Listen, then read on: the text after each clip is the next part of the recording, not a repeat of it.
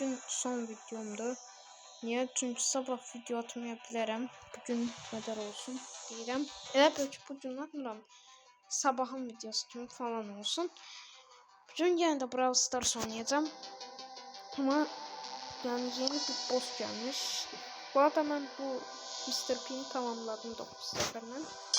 Asla değil ama yani diyebilirdim. Yani son maçı seçtik ama yine de sürpriz bir haber var. Onu maçta göreceksiniz. Oynaya bastık.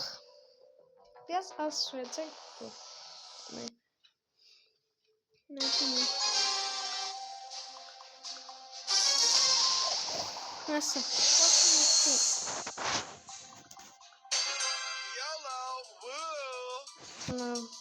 Süper dolu sesi. Orada altta görürsünüz yani bir şey yanlış oluyor. Ve işte bunu dedim. Bu arada boss inanılmaz fazla var ama ben de inanılmaz anı iyileştirəm. Şimdi cana bakın gör o ne için. Bak burada cana bakın ne kadar şeydi. Ama dikkat edin o alevlere girmeyin. Bak sonra bak. Bak cana oldum cana olması lazım. Bak. Bak her şey.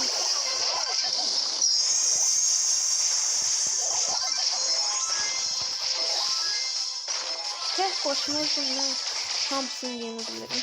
3 gün vurur ama bir tane. O tam vurarken atıyor. Ya kalkan basın ki hiç olmasa hasar yemiş. Ama uçsuz bası direkt olsun.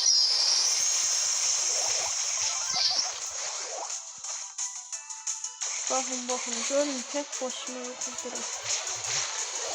Ya. Bir sesini kapadım.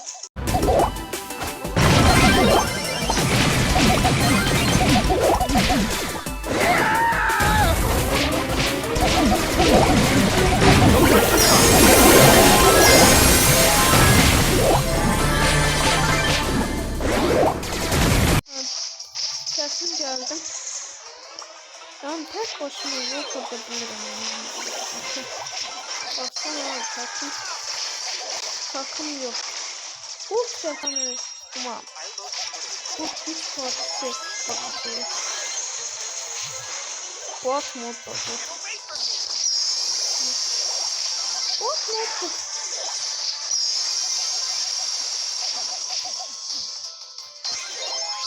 Ben yaşıyorum.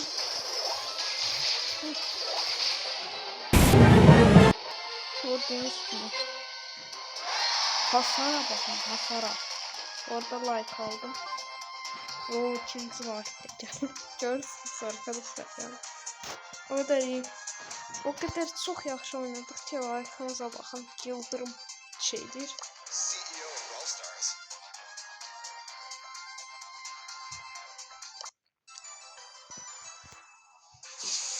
Bakın güç yıkı partisi kazandım.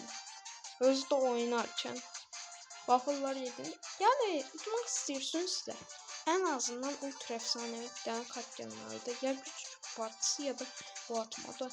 Yani yaxşı oynuyorsunuz Edgar götürün mahvediyorsunuz. Hatta bir güç bir daha götürdüm. Ben Hırsancıyım 25 80'lik paket alacak böyle kime çalacak. Parlayı çıktı. Hem şu an saat şey yaptım. Çünkü Nita'nın şeyini almak istiyorum. Bundan sonra full şey açacağım bu 80'liklerden çünkü Redguard var. Çok şey değil. Ben 3 tarafa kazanmışım. 26 oldu. Etkinlik bu arada 14 gün kaldı. 14 gün ərzində mən bu 60 tane pat açmışım. 26'sını atmışam. Yani burada video bitsin. Güzel video olsa like atıp abone olmayı unutmayın. Gördüğünüz yani pro şekilde oynadım. Pro kimi şekilde oynadım ve gerçek bir maç sergiledim.